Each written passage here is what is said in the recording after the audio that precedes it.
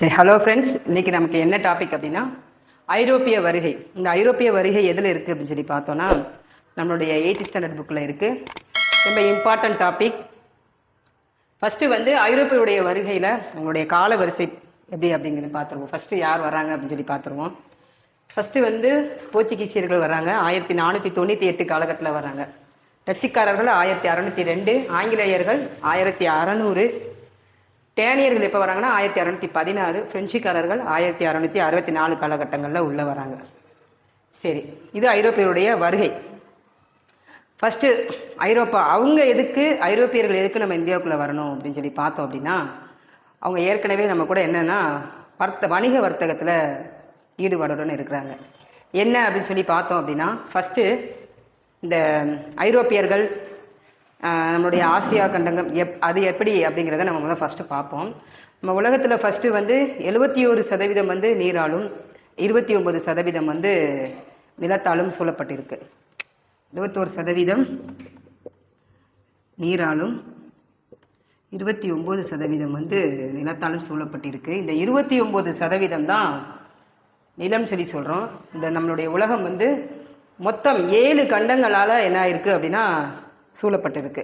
இப்போ நமக்கே தெரியும் 7 கண்டங்கள் என்னென்ன அப்படின்னு சொல்லி தெரியும். ஃபஸ்ட்டு பார்த்தோன்னா ஆசியா கண்டம், ஐரோப்பா கண்டம், வட அமெரிக்கா, தென் அமெரிக்கா, ஆப்பிரிக்கா, அண்டார்டிகா, ஆஸ்திரேலியா போன்ற 7 கண்டங்களால் நிரம்பியது தான் நம்மளுடைய உலகம்.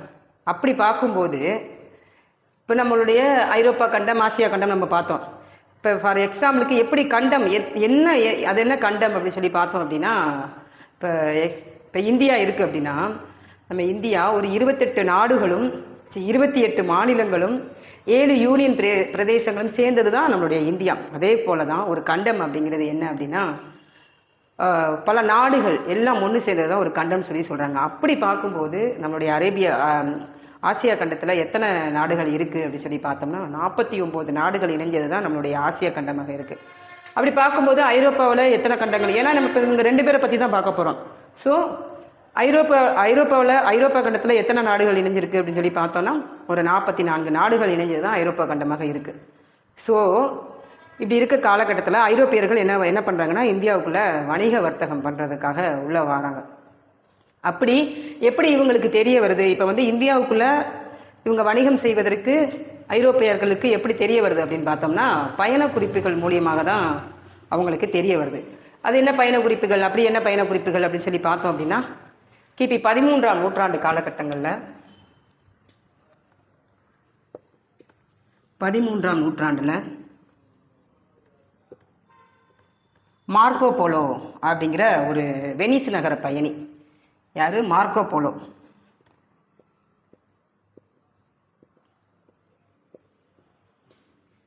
மார்க்கோ போலோ இவர் யார் அப்படின்னா ஒரு வெனிஸ் நகர பயணி, இத்தாலி நாட்டை சேர்ந்தவர். இவர் என்ன பண்ணுறாரு அப்படின்னா ஒவ்வொரு நாடாக சென்று பயண குறிப்புகளை என்ன பண்ணுறாருன்னா தன்னுடைய குறிப்புகளில் எழுதுறாரு. அப்படி இந்தியாவை பற்றி என்ன பண்ணுறாரு, என்ன எழுதியிருக்காரு அப்படின்னு பார்த்தோம்னா, இந்தியாவும் சீனாவும் மிக செழிப்பு மிக்க நாடு, அதுவும் இல்லாமல் இந்தியாவும் சீனாவும் வந்து தங்க கிழக்கு நாடுகள் அப்படின்னு சொல்லி என்ன பண்ணியிருக்காருன்னா தன்னுடைய பயண குறிப்புகளில் குறிப்பிட்டிருக்காரு. அப்படி பார்க்கும்போது இவர் 13ஆம் நூற்றாண்டு காலகட்டத்தில் இந்தியாவுக்கு வராரு. இந்தியாவில் 1288, 1293 காலகட்டங்கள், இந்த 2 காலகட்டங்களில் இந்தியாவுக்கு வராரு. அதுவும் இந்தியாவுக்கு எங்கே வராருன்னு சொல்லி பார்த்தோம்னா நம்மளுடைய தமிழ்நாட்டுக்குள்ளே இருக்கக்கூடிய காயல் துறைமுகத்தில் தான் வந்து இறங்குறாரு. அப்போ மன்னராக இருக்கக்கூடியவர் யார் அப்படின்னு சொல்லி பார்க்கோம்னா நம்மளுடைய பாண்டிய மன்னன், பாண்டிய மாரவர்மன் குலசேகரன் தான் நம்மளுடைய பாண்டிய மன்னனாக இருக்கிறாரு. அப்போ இவர் வருகை புரிகிறாரு, இந்தியாவை பார்க்குறாரு. இந்தியாவில் இப்படிலாம் செல்வ செழிப்பு மிக்க நாடாக இருக்குது, அங்கே நம்ம வர்த்தகம் பண்ணோன்னா நமக்கு எல்லா விதமான பெனிஃபிட் இருக்கும் அப்படின்னு சொல்லி என்ன பண்ணுறாங்கன்னா இவருடைய பயண குறிப்புகளை பார்த்து தான் இந்த ஐரோப்பியர்கள் என்ன பண்ணுறாங்கன்னா இந்தியாவுக்கு வருகை புரிகிறாங்க. ஆனால் இவங்களுடைய நோக்கம் என்ன அப்படின்னா வந்து நம்மளை அடிமைப்படுத்தணும், இந்தியாவை வந்து அடிமைப்படுத்தணும் அப்படிங்கிற ஒரு நோக்கத்தில் அவங்க ஃபஸ்ட்டு உள்ளே வரல. யார், ஐரோப்பியர்கள். அவங்க வந்தது வந்து என்ன அப்படின்னா வணிகம் செய்யும் நோக்கில் தான் உள்ளே வராங்க, பார்த்துக்கோங்க. அப்படி ரொம்ப இந்த ஐரோப்பியர்கள்லேயே ரொம்ப இந்தியாவுக்கு வந்து வணிகம் செய்யணும் அப்படின்னு சொல்லி ரொம்ப முனைப்பு காட்டுறாங்க. யாருன்னா போர்ச்சுகீசியர்கள் தான் முதல்ல எப்படியாவது வந்து இந்தியாவுக்கு வந்து நம்ம வணிகம் செய்யணும் அப்படின்னு சொல்லி யாருன்னா போர்ச்சுகீசியர்கள் தான் முனைப்பு காட்டுறாங்க. என்ன ஆகுதுன்னா அந்த காலகட்டங்களில் ஏற்கனவே வந்து வணிக வர்த்தகம் நடந்துக்கிட்டு தான் இருக்குது. யாருக்கு? ஐரோப்பியாவிற்கும் இந்தியாவுக்கும் வணிக வர்த்தகம் நடந்துக்கிட்டு இருக்கு. 1453 காலகட்டத்தில் 53 காலகட்டங்களில் என்ன ஆகுது அப்படின்னா கான்ஸ்டாண்டினோபிள்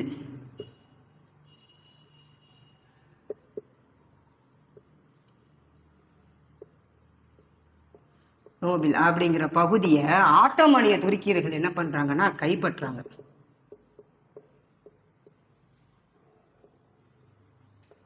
ஆட்டோமானிய துருக்கியர்கள் என்ன பண்றாங்கன்னா கைப்பற்றுறாங்க. அப்ப இந்த கான்ஸ்டாண்டினோபிள் அப்படிங்கிறது வந்து என்ன அப்படின்னா வந்து கருங்கடல் துறைமுகமாக இருக்கு. கருங்கடல் துறைமுகம் அப்படின்னு இதுக்கு இன்னொரு பேரும் இருக்கு. இந்த துறைமுகம் வழியாக தான் என்ன பண்றாங்கன்னா ஐரோப்பியாவில இருந்து நம்ம இந்தியாவுக்கு நிலவழியாக என்ன பண்ணியிருக்காங்கன்னா வணிக வர்த்தகம் பண்ணியிருக்காங்க. அப்ப இந்த ஆட்டோமானிய துருக்கியர்களிடம் இந்த கான்ஸ்டாண்டினோபிள் கைப்பற்றின உடனே என்ன ஆகுது அப்படின்னா அந்த நிலவழி மூடப்படுது. ஸோ அப்போ ஐரோப்பியர்களுக்கு என்னன்னா நம்ம இந்தியாவுக்குள்ள வந்து வணிக வர்த்தகம் பண்றதுக்கு முடியல. அப்போ நிலவழி மூடின உடனே என்ன ஆகுது அப்படின்னா அவங்க எப்படியாவது இன்னொரு வழியை கண்டுபிடிக்கணும், அதை கடல் வழியனாலும் எப்படியாவது கண்டுபிடிக்கணும்னு சொல்லி ரொம்ப முனைப்பு காட்டுறாங்க. யாருன்னா போர்ச்சுகீஸ். எதுக்காக இவங்க தான் ஏன் ரொம்ப முனைப்பு காட்டுறாங்க அப்படின்னா ஐரோப்பாவை பொறுத்த வரைக்கும் 6 மாதம் அங்கே குளிர்காலம், 6 மாதம் என்னன்னா வெயிலாக இருக்கும். அப்போ அந்த 6 மாதம் கடும் குளிரில் என்ன ஆகுது அப்படின்னா அவங்க என்ன பண்ணுறாங்கன்னா மசாலா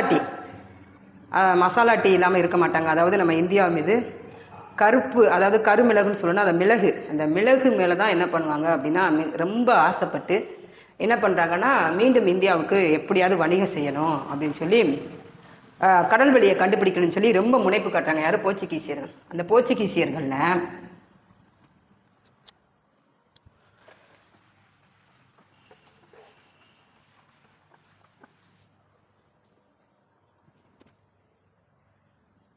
அப்போ அந்த போர்ச்சுகீசியர்களில் மாலுமி ஹென்றி யாரு அப்படின்னா அதாவது இவர் ஒரு இளவரசர். யாரு? மாலுமி ஹென்றி. இவர் ஒரு இளவரசர். இவரை மாலுமி அப்படின்னு சொல்றதுக்கு என்ன ரீசன் அப்படின்னா இவர் ஒரு இளவரசர், போர்ச்சுகல் நாட்டினுடைய இளவரசர். இவர் மாலுமின்னு சொல்றதுக்கு என்ன ரீசன் அப்படின்னா இவர் என்ன அப்படின்னா உலகத்துல காணப்படாத, அதாவது அறியப்படாத பகுதிகளை அறியணும் அப்படின்னும் சாகச வாழ்க்கையை வந்து மக்களிடம் நிகழ்த்தி காட்டணும் அப்படின்னு சொல்லி ரொம்ப முனைப்பு காட்டுவார். பார்த்துக்கோங்க. அதனாலதான் இவர் என்ன பண்றாருன்னா இந்தியாவுக்கு கடல் வழியை எப்படியாவது நம்ம கண்டுபிடிக்கணும் அப்படின்னு சொல்லி இந்த மாலுமி ஹென்றி என்ன பண்றாருன்னா அவருடைய மாணவராக இருக்கக்கூடிய பார்த்தோலோமியா டயஸ் என்ன பண்றாருன்னா இந்தியாவுக்கு கடல் வழியை கண்டுபிடிப்பதற்கு அனுப்பி வைக்கிறார். யாரு? அவருடைய மாணவர் பார்த்தோலோமியா டயஸ்.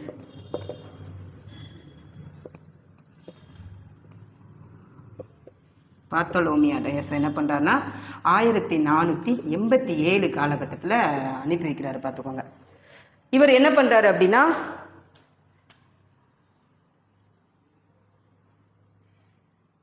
இது வந்து தென்னாப்பிரிக்கா. இவர் பார்த்தோலோமியா டயஸ் என்ன பண்றாருன்னா தென்னாப்பிரிக்கா வரைக்கும் வந்துடுறாரு. பார்த்துக்கோங்க. தென்னாப்பிரிக்கா வரைக்கும் வந்துட்டு இவரால் இதை தாண்டி இந்தியாவுக்குள்ள போக முடியல. ஏன் அப்படின்னா அங்கே அவர் வந்த காலகட்டங்களில் பலத்த புயல் வருது. அதனால அவரால் என்ன பண்ணனா தென்னாப்பிரிக்காவை தாண்டி அவரால் போக முடியல. ஸோ அவர் என்ன பண்ணுறாருன்னா இந்த தென்னாப்பிரிக்கா முனைக்கு தென்கோடி முனை அப்படின்னு சொல்லி பேர் வச்சுட்டு தென்கோடி முனை அப்படின்னு சொல்லி பார்த்தோலோமியா டயஸ் என்ன பண்ணுறாருன்னா பேர் வச்சுட்டு திரும்ப ரிட்டர்ன் வந்து போர்ச்சுகல் நாட்டுக்கே திரும்பிடுறாரு. பின்பு இவருக்கு அடுத்து யார் வர்றாங்க அப்படின்னு சொல்லி பார்த்தோம்னா வாஸ்கோ ட காமா வர்றாரு. இவருக்கு அடுத்து வரக்கூடிய போர்ச்சுகீசியர் யார் அப்படின்னா வாஸ்கோ ட காமா.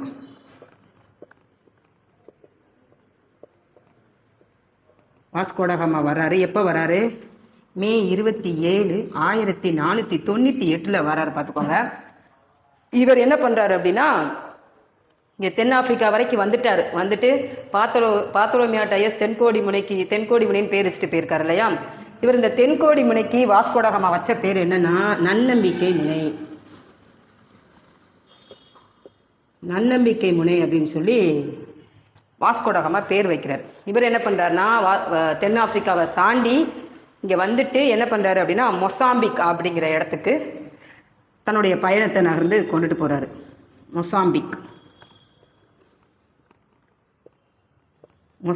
அப்படிங்கிற பகுதிக்கு போகிறாரு. இப்படி மொசாம்பிக் பகுதிக்கு போகும்போது என்னன்னா, இவருக்கு யார் ஹெல்ப் பண்ணுறாங்க வாஸ்கோடகாமுக்கு அப்படின்னு சொல்லி பார்த்தோம் அப்படின்னா, நம்மளுடைய இந்திய மாலுமி ஒருத்தர் வந்து என்ன பண்ணுறாருன்னா, இந்தியாவுக்கு வர்றதற்கு கூட்டிகிட்டு போகிறாரு. அவர் தான் என்ன பண்ணுறாருன்னா, இந்திய மாலுமி தான் அவருக்கு ஹெல்ப் பண்ணுறாரு. போய் இந்தியாவுக்குள்ளே போயிடுறாரு. போய் அவர் முதலில் இந்தியாவுக்கு வருகை புரிந்த இடம் அப்படின்னு சொல்லி பார்த்தோம் அப்படின்னா, கேரளாவில் இருக்கக்கூடிய கள்ளிக்கோட்டை அப்படிங்கிற இடத்துக்கு முதல்ல வாஸ்கோடகாமா என்ன பண்ணுறாருன்னா போகிறாரு. அப்போ கேரளாவின் மன்னராக இருக்கக்கூடியவர் யார் அப்படின்னா சாமரின். அவர் தான் என்ன பண்ணுறாருன்னா வாஸ்கோடகாமாவை வரவேற்கிறார். அப்போ சாமரின் மன்னரும் வாஸ்கோடகாமா என்ன பண்ணுறாங்கன்னா பேசுகிறாங்க அவையில் உட்காந்து, நாங்கள் இப்படி வந்து இந்தியாவில் வணிக வர்த்தகத்தை, நாங்கள் வணிக மையத்தை அமைக்கணும், எங்களுக்கு வந்து நீங்கள் அனுமதி ஒப்புதல் கொடுக்கணும் அப்படின்னு சொல்லி கேட்குறாரு. அவரும் சாமரின் மன்னரும் சரி நீங்கள் அமைச்சுக்கோங்க அப்படின்னு சொல்லிட்டு ஒப்புதல் கொடுத்துறாரு. எங்கே ஒப்புதல் கொடுக்குறாருன்னா கண்ணனூரில் வந்து முதல்ல வணிக வர்த்தகத்தை நீங்கள் அமைச்சுக்கோங்கன்னு சொல்லி வாஸ்கோடகாமாக்கு என்ன பண்ணுறாருன்னா ஒப்புதல் கொடுக்குறாரு. இவர் 1498 வராரு. முதல்ல ரெண்டாவது வராரு. எப்போ வராரு அப்படின்னு சொல்லி பார்த்தோன்னா 1501 வராரு. இந்த 1500 இதுக்கு முன்னாடியே, அதாவது 1498க்கு அப்புறம் 2 ஆண்டுகள் கழித்து 1500 ஒரு போர்ச்சுகீஸ் ஒருத்தர் வர்றார். அவர் யார் அப்படின்னு சொல்லி பார்த்தோம் அப்படின்னா, அவர் பேர் வந்து பெட்ரோ அல்வாரிஸ் கேப்ரல் அப்படிங்கிறவர் வர்றாரு. இவர் வரும்போதே என்ன பண்ணுறாருன்னு பாருங்க, ஒரு 13 கப்பல்களையும் அதில் ஒரு 100 வணிகர்களையும் ஏற்றிக்கிட்டு எங்கே வராரு, இந்தியாவுக்கு வர்றாரு. வாஸ்கோடகாமா எந்த வழியாக கடல் வழியாக வந்தாரோ அதே வழியாக இவரும் வராரு. பார்த்துக்கோங்க. இவருக்கு அடுத்து மீண்டும் 2வது முறையாக வாஸ்கோடகாமா வராரு. எப்போ வராருன்னு பாருங்க, 1501 வராரு. இவர் வரும்போது வாஸ்கோடகாமா வரும்போது 20 கப்பல்களுடன் இந்தியாவுக்கு வராரு. 20 கப்பல்களுடன் இந்தியாவுக்கு வராரு. அது ஏற்கனவே 1498 போகும்போது என்ன பண்ணிட்டு போறாரு, கண்ணனூரில் வணிகத்தளம் அமைக்கணும்னு சொல்லி அனுமதி வாங்கிட்டு போனவர் 2வது முறையாக வரும்போது 1501 என்ன பண்ணுறாருன்னா கண்ணனூரில் வணிகத்தளத்தை அமைச்சிட்டாரு. அமைச்சதுக்கு பிற்பாடு மேலும் கள்ளிக்கோட்டையிலையும் கொச்சின்லையும் என்ன பண்ணுறாரு அப்படின்னா வணிகத்தளத்தை மேலும் 2 இடங்கள்ல என்ன பண்ணுறாருன்னா வணிகத்தளத்தை அமைக்கிறாரு. ஏற்கனவே ஃபஸ்ட்டு வந்து எங்கே அமைச்சிருப்பாருன்னு பார்த்தோம்னா கண்ணனூரில் அமைச்சிருப்பார். முதல்ல வந்து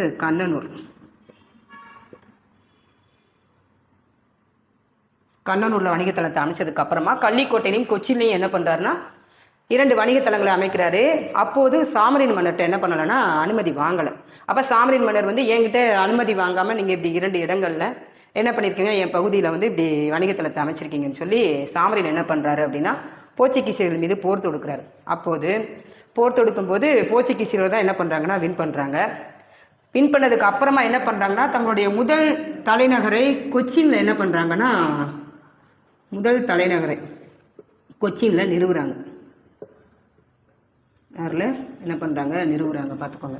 பின்பு 1524 என்ன பண்ணுறாங்கன்னா 3வது முறையாக வாஸ்கோடகாமா வர்றாரு. வந்ததுக்கு பிற்பாடு என்ன ஆகுதுன்னா அவர் வரும்போதே என்ன பண்ணுறாருன்னா நோய்வாய்ப்பட்டு தான் வராரு. எங்கே இறந்துறாரு அப்படின்னா கொச்சின்ல இறந்துடுறாரு. பார்த்துக்கோங்க. 1524 கொச்சின்ல மரணம் அடைகிறார். பின்பு இவங்க போர்ச்சுகீசியர்களை பொறுத்த வரைக்கும் பின்பு என்ன பண்ணுறாங்க அப்படின்னா மேற்கத்திய கடற்கரை பகுதி, அதாவது மேற்கு கடற்கரையோர பகுதி, அதாவது மும்பையில் இருந்து கொச்சின் வரைக்கும் என்ன பண்ணுறாங்கன்னா இது ஃபுல்லாகவே போர்ச்சுகீசியருடைய பகுதி. இந்த பகுதியில் ஃபுல்லாக என்ன பண்ணுறாங்கன்னா அவங்க கைப்பற்றிய பகுதியில் ஃபுல்லாக ஆளுநர்களை வந்து நியமிக்கிறாங்க. அப்படி முதல்ல அவங்க நியமிக்கப்பட்ட ஆளுநர் யார் அப்படின்னு சொல்லி பார்த்தோம் அப்படின்னா பிரான்சிஸ்கோ டி அல்மெய்டா.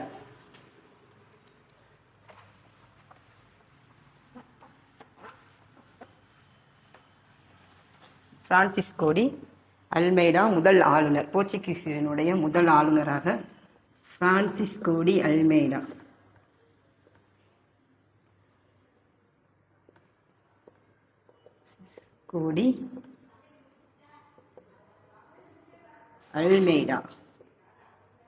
அல்மெய்டா இவர் தான் போர்ச்சுகீசியரினுடைய முதல் ஆளுநர். இவர் கொண்டுட்டு வர்றதா என்னன்னு பார்த்தோம் அப்படின்னா நீலநீர் கொள்கை.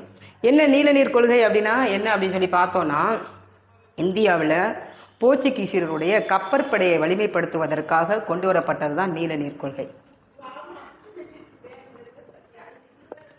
நீல நீர் கொள்கை யார் கொண்டு வரா? பிரான்சிஸ்கோ டி அல்மெய்டா கொண்டு வராரு. எதுக்காக கொண்டு வராரு? எதுக்கு கப்பற்படை, இந்தியாவில் இருக்கக்கூடிய போர்ச்சுகீசியர்களுடைய கப்பற்படையை எதுக்கு வலிமைப்படுத்தணும் அப்படின்னு சொல்லி பார்த்தோம் அப்படின்னா, அதாவது துருக்கியர்கள், எகிப்து, அதுக்காக அரேபியர்கள், இவர்கள் எல்லாம் சேர்ந்து என்ன பண்ணுறாங்க அப்படின்னா, அதாவது ஏற்கனவே அரேபியர்கள் நம்ம இந்தியாவில் இருக்கக்கூடிய, அதாவது போர்ச்சுகீசியர்களுடைய துறைமுகத்தை தாக்கிடுவாங்க அப்படின்னு சொல்லி என்ன பண்ணுறாங்க அப்படின்னா, போர்ச்சுகீசியர்கள் பயப்படுறாங்க. ஸோ அவங்கள துறைமுகத்தை அவங்க நம்மளுடைய இந்திய துறைமுகத்தை தாக்கக்கூடாது அப்படிங்கிறதுக்காக தான் என்ன பண்ணியிருப்பாருன்னா, பிரான்சிஸ்கோ டி அல்மெய்டா தங்களுடைய கப்பற்படையை வலிமைப்படுத்தியிருப்பார். அதனுடைய தாக்கம் என்ன ஆகுது அப்படின்னா, எகிப்து, துருக்கி வரைக்கும் அவங்கள பாதிக்குது. ஸோ இவங்க எல்லாரும் ஒன்று சேர்றாங்க. யார் யார்? அரேபியர்கள், துருக்கியர்கள், அதுக்கப்புறம் எகிப்து, இவங்க எல்லாம் முஸ்லீம்களில் அவங்க எல்லாம் என்ன பண்ணுறாங்கன்னா ஒரு கூட்டு படையாக உருவாகுறாங்க. அது மட்டும் இல்லாமல் இந்தியாவில் குஜராத்தில் இருக்கக்கூடிய முஸ்லீம்கள் இவங்க எல்லாம் சேர்ந்து, முஸ்லீம்கள் எல்லாம் சேர்ந்து ஒரு கூட்டுப்படையாக, அதாவது முஸ்லீம் கூட்டுப்படையாக உருவாகுறாங்க. உருவாகி என்ன பண்ணுறாங்கன்னா, நம்ம போர்ச்சுகீசியர்கிட்ட என்ன பண்ணுறாங்கன்னா போர் தொடுக்கிறாங்க. அப்போது அந்த போரில் என்ன ஆகுது அப்படின்னா, பிரான்சிஸ்கோ டி அல்மெய்டாவுடைய மகன் கொல்லப்படுறார். ஸோ இவருடைய காலம் பார்த்தோம்னா 1505 1509 வரைக்கும். 1509 என்ன பண்ணுறாரு, தன்னுடைய மகன் இறந்தவுடன் பிரான்சிஸ்கோ டி அல்மெய்டா என்ன பண்ணுறா, 1509 மீண்டும் முஸ்லீம் கூட்டுப்படையை என்ன பண்ணுறாருன்னா தோற்கடிக்கிறார். முஸ்லீம் கூட்டுப்படையை தோற்கடிக்கிறார். யார்? பிரான்சிஸ்கோ டி அல்மெய்டா தோற்கடிக்கிறார். பின்பு இவருக்கு அடுத்து வரக்கூடிய இரண்டாவது ஆளுநர் யார் அப்படின்னா, Alfonso de Albuquerque. Alfonso de Albuquerque இவர் மிக முக்கியமான ஆளுநர். யார்கிட்ட? போர்ச்சுகீசியர்களுடைய மிக முக்கியமான ஆளுநர். அது மட்டும் அல்லாமல், அதாவது போர்ச்சுகீசியர்களுடைய ஆதிக்கத்தை இந்தியாவில் நிலைநிறுத்திய ஆளுநர் யார் அப்படின்னு சொல்லி கேட்டாலும் அல்போன்சா டி அல்புகர்க் தான். ஏன் அப்படின்னு சொல்லி பார்த்தோம்னா, இவருடைய காலம் அப்படின்னா 1509 1515 வரைக்கும். என்னன்னா, இவர் என்ன பண்ணியிருப்பாருன்னா, 1510 கோவாவை பீஜப்பூர் சுல்தானிடமிருந்து என்ன பண்ணியிருப்பாருன்னா கைப்பற்றியிருப்பார். இதுதான் முக்கியமானது. பீஜப்பூர் சுல்தானிடமிருந்து என்ன பண்ணியிருப்பாரு? சுல்தானிடம் கைப்பற்றியிருப்பார். அது மட்டும் இல்லாமல் என்ன பண்ணியிருப்பாருன்னா, 1515 வங்காள விரிகுடாவில் இருக்கக்கூடிய பசிபிக் பாரசீக வளைகுடாவில் இருக்கக்கூடிய ஆர்மஸ் துறைமுகம் அப்படிங்கிற துறைமுகத்தை யார் நிறுவியிருப்பா? அல்போன்சா டி அல்புகர்க் தான் நிறுவியிருப்பார். அங்கு என்ன பண்ணுறாங்கன்னா, தங்களுடைய போர்ச்சுகீசியனுடைய ஆதிக்கத்தை, முழுமையான ஆதிக்கத்தை என்ன பண்ணியிருப்பார்னா அந்த ஆர்மஸ் துறைமுகத்தில் தான் நிறுவியிருப்பார். அது மட்டும் அல்லாமல் இவர் என்ன பண்ணியிருப்பார், இவருடைய சீர்திருத்தங்கள் அப்படின்னு சொல்லி பார்க்கும்போது, இந்திய பெண்களுடன் போர்ச்சுகீசிய ஆண்கள் என்ன பண்ணிக்கலாம், திருமணம் செஞ்சுக்கலாம் அப்படின்னு சொல்லி அவங்கள ஊக்குவிக்கிறார். பின்பு விஜயநகர பேரரசுடன் மிக நெருங்கிய நட்பாக இருக்கிறாங்க. இது எல்லாம் போர்ச்சுகீசியர்களுடைய. இவருக்கு பின்னால் யார் வர்றாங்க அப்படின்னு சொல்லி பார்த்தோம்னா, நினோடி குன்கா.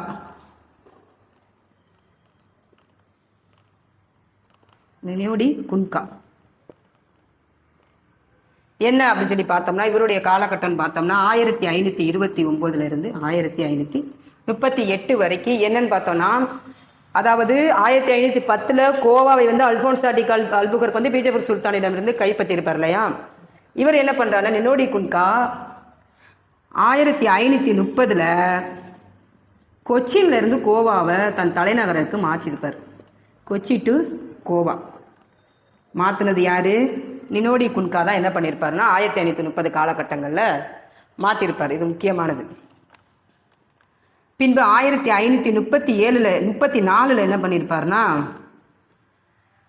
குஜராத்தில் இருக்கக்கூடிய பசின் அப்படிங்கிற பகுதியை பகதூர் ஷா வீட்டிலிருந்து என்ன பண்ணியிருப்பார்னா கைப்பற்றியிருப்பார், பசின் பகுதியை. அதுக்கப்புறம் 1537 டையூ டாமன் எல்லாத்தையுமே கைப்பற்றிருப்பார். அதுக்கப்புறம் பார்த்தோம்னா டையூ டாமன்.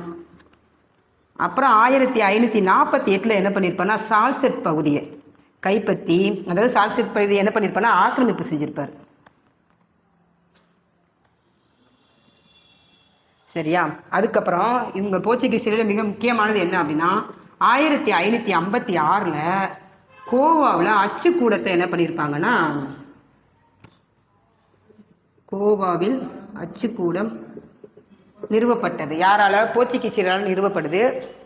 இந்த அச்சுக்கூடத்தில் இருந்து ஒரு நூலை வந்து வெளியேற்றுறாங்க. யார் அப்படின்னு பார்த்தோன்னா 1563 போர்ச்சுகீசியருடைய எழுத்தாளராக இருக்கக்கூடிய எழுத்தாளர் ஒருவர் என்ன பண்ணுறாருன்னா இந்திய மருத்துவ தாவரம், இந்திய மருத்துவ தாவரம் அப்படிங்கிற ஒரு நூலை என்ன பண்ணுறாங்கன்னா வெளியிடுறாங்க. அது மட்டும் இல்லாமல் தமிழ் உரைநடையின் தந்தைன்னு யாரை சொல்கிறோம் அப்படின்னா ராபர்ட் மொப்லி. இவர் யார் அப்படின்னு சொல்லி பார்த்தோம்னா இவர் ஒரு போர்ச்சுகீசியர் தான். தமிழ் உரைநடையின் தந்தை, உரைநடையின் தந்தை யாரு? ராபர்ட் நொபிலி. ராபர்ட் நொபிலி இவர் யாரு? போர்ச்சுகீசியர். அது மட்டும் இல்லாமல் தமிழ் அச்சுப்பதிப்பின் தந்தை யார் அப்படின்னு பார்த்தாலும் அவரும் போர்ச்சுகீசியர் தான். யார் அப்படின்னா ஹென்ரிச்.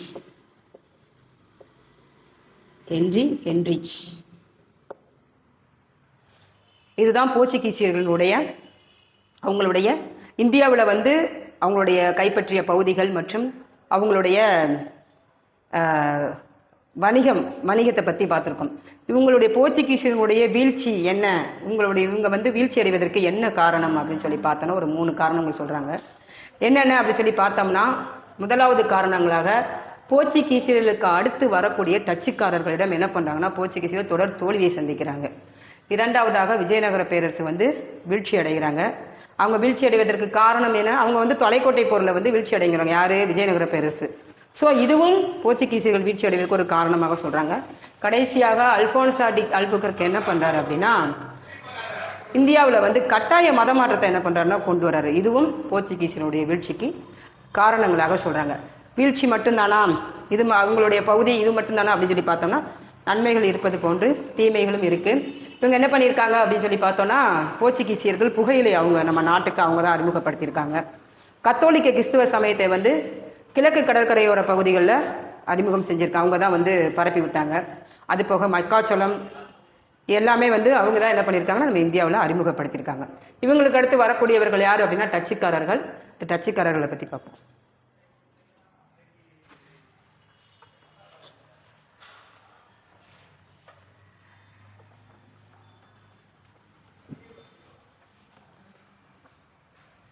டச்சுக்காரர்களுடைய காலம் அப்படின்னு சொல்லி பார்த்தோம்னா இவங்க டச்சுக்காரர்கள் வந்து எந்த நாட்டை சேர்ந்தவங்கன்னா நெதர்லாந்து நாட்டை சேர்ந்தவங்க.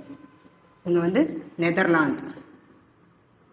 நெதர்லாந்து அப்படி இல்லைன்னா ஹாலந்து அப்படின்னு சொல்லலாம். ஹாலந்து நாட்டு.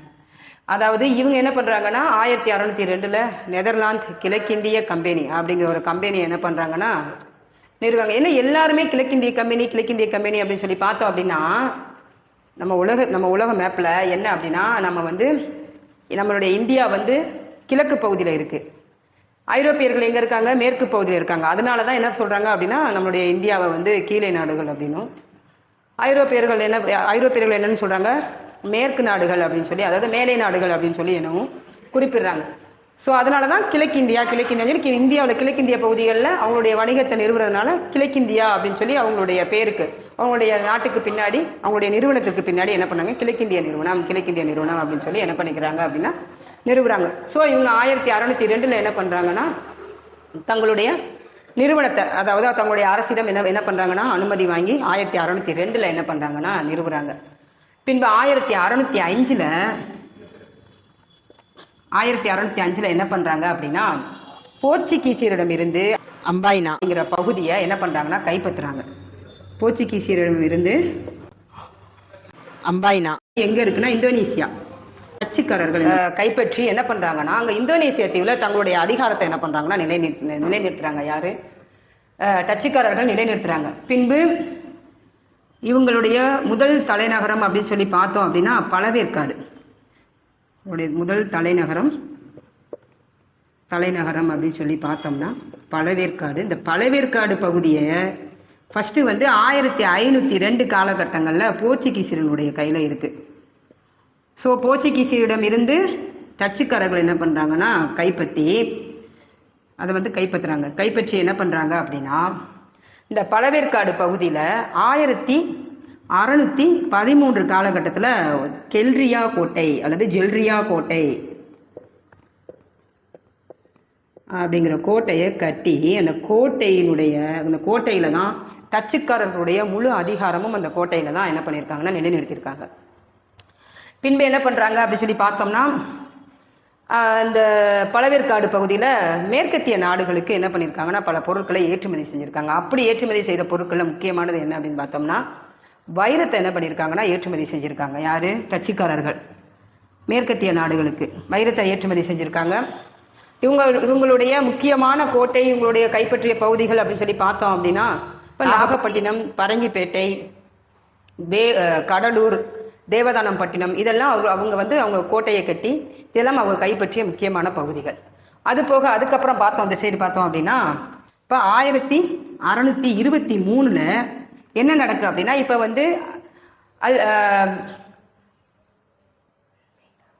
அல்மேடாங்கிற பகுதி யாருடைய கட்டுப்பாட்டுக்குள்ளே இருக்குது அப்படின்னா டச்சுக்காரர்களுடைய கட்டுப்பாட்டுக்குள்ளே இருக்குது.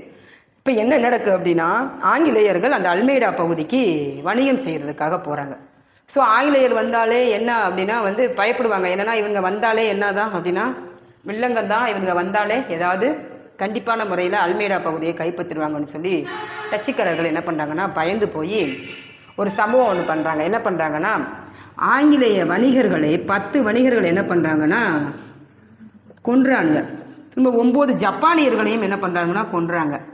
ஸோ இதனால் ஆத்திரமடைந்த ஆங்கிலேயர்கள் என்ன பண்ணுறாங்கன்னா, ஆங்கிலேயருக்கும் டச்சுக்காரர்களுக்கும் இடையே 1759 பெடராப்பூர் 59 பெடராப்பூர் இந்த போரில் ஆங்கிலேயர்கள் வின் பண்ணுறாங்க. ஆங்கிலேயர்கள் என்ன பண்ணுறாங்கன்னா டச்சுக்காரர்களை வின் பண்ணுறாங்க. பின்பு 1690 என்ன பண்ணுறாங்க அப்படின்னா, 1690 தான் இவங்களுடைய முதல் தலைநகர் என்னன்னு பார்த்தோம், பழவேற்காடு. ஸோ 1690 என்ன பண்ணுறாங்க, பழவேற்காடில் இருந்து தங்களுடைய தலைநகரை நாகப்பட்டினத்திற்கு என்ன பண்ணுறாங்கன்னா, அதாவது பழவேற்காடு டு நாகப்பட்டினம் தலைநகர் மாற்றம். தலைநகரை என்ன பண்ணுறாங்கன்னா மாற்றுறாங்க. இந்த பழவேற்காடு பகுதியுமே யார்கிட்ட வாங்கியிருக்காங்கன்னு பார்த்தோம், போர்ச்சுகீசியர்கிட்ட தான் கைப்பற்றியிருக்காங்க. அதே போல தான் நாகப்பட்டினத்தையுமே என்ன பண்ணியிருப்பாங்க அப்படின்னா போர்ச்சுகீசியரிடம் தான் என்ன பண்ணியிருப்பாங்கன்னா கைப்பற்றியிருப்பாங்க. ஸோ ஆக மொத்தம் இவர்கள் எல்லாருமே என்ன அப்படின்னா போர்ச்சுகீசியரிடமிருந்து தான் இவங்க பகுதி அனைத்துமே என்ன பண்ணியிருப்பாங்கன்னா டச்சுக்காரர்கள் கைப்பற்றியிருப்பாங்க. இது போக இவர்கள் இந்தியாவில் எந்தெந்த பொருட்களெல்லாம் வணிகம் செஞ்சாங்க அப்படின்னு சொல்லி பார்த்தோம் அப்படின்னா, முதலாவதாக பட்டு, பருத்தி, அதுக்கப்புறம் இண்டிகோனா சாயம், அதுக்கப்புறம் அரிசி, அபினி போன்ற பொருட்களை எல்லாம் என்ன பண்ணுறாங்கன்னா வணிகம் செஞ்சுருக்காங்க. அது போக கருப்பு அதுக்கப்புறம் வாசனை பொருட்கள், இவை எல்லாம் இந்த கருப்பு மிளகும் வாசனை பொருட்கள் மீதும் என்னன்னா ஏகபோக வர்த்தக உரிமையை பெற்றிருப்பாங்க. யார் அப்படின்னு சொல்லி பார்த்தோம்னா டச்சுக்காரர்கள் பண்ணியிருப்பாங்க. அது போக இவங்களுடைய முக்கியமான வணிகத்தலம் அப்படின்னா முதல்ல என்ன பண்ணியிருப்பாங்க அப்படின்னா மசூலிப்பட்டினம் தான் இவர்களுடைய முக்கியமான முதல் வணிகத்தலமாக இருக்கும். மசூலிப்பட்டினம் இவர்களுடைய முதலாவது வணிகத்தலம். அதுக்கு பிற்பாடு மசூலிப்பட்டினம். அதுக்கப்புறம் பார்த்தீங்கன்னா நிறைய வணிகத்தலங்களை என்ன பண்ணியிருப்பாங்கன்னா நிறுவியிருப்பாங்க. அதில் பார்த்தோம் அப்படின்னா ஃபஸ்ட்டு பழவேற்காடு, நாகப்பட்டினம், அதுக்கப்புறம் சூரத், சின்சுரா, அதுக்கப்புறம் பார்த்தோன்னா காசிம் பஜார், பாட்னா, அதுக்கப்புறம் பாட்னா, பாலாசோர், கொச்சின், இது எல்லாமே இவங்களுடைய முக்கியமான வணிகத்தலமாக இருக்குது. பின்பாடு இவங்க என்ன பண்ணுறாங்க அப்படின்னா 1795 காலகட்டங்களில் ஆங்கிலேயரிடம் இவங்களால் என்ன பண்ண முடியல, போராட முடியவில்லை. ஸோ இவங்க கைப்பற்றிய பகுதியில் அனைத்தையும் என்ன பண்ணிடுறாங்க அப்படின்னா டச்சுக்காரர்கள் ஆங்கிலேயர்கிட்ட ஒப்படைச்சிட்டு என்ன பண்ணிடுறாங்கன்னா வெளியேறிடுறாங்க. ஆங்கிலேயரிடம் கைப்பற்றிய பகுதிகள் ஒப்படைப்பு. இந்தியாவில் டச்சுக்காரர்கள் கைப்பற்றிய பகுதிகள் அனைத்தையும் என்ன பண்ணுறாங்கன்னா ஒப்படைக்கிறாங்க. எப்போ? 1795 காலகட்டத்தில் ஒப்படைச்சிடுறாங்க. இதுதான் டச்சுக்காரர்களுடைய இந்தியாவில் அவங்க கைப்பற்றிய பகுதிகள், அவங்களுடைய ஆட்சி முறை, அவங்களுடைய வணிகத்தளம், இதெல்லாம். அதுக்கடுத்து ஆங்கிலேயரை அடுத்த வகுப்பில் பார்ப்போம்.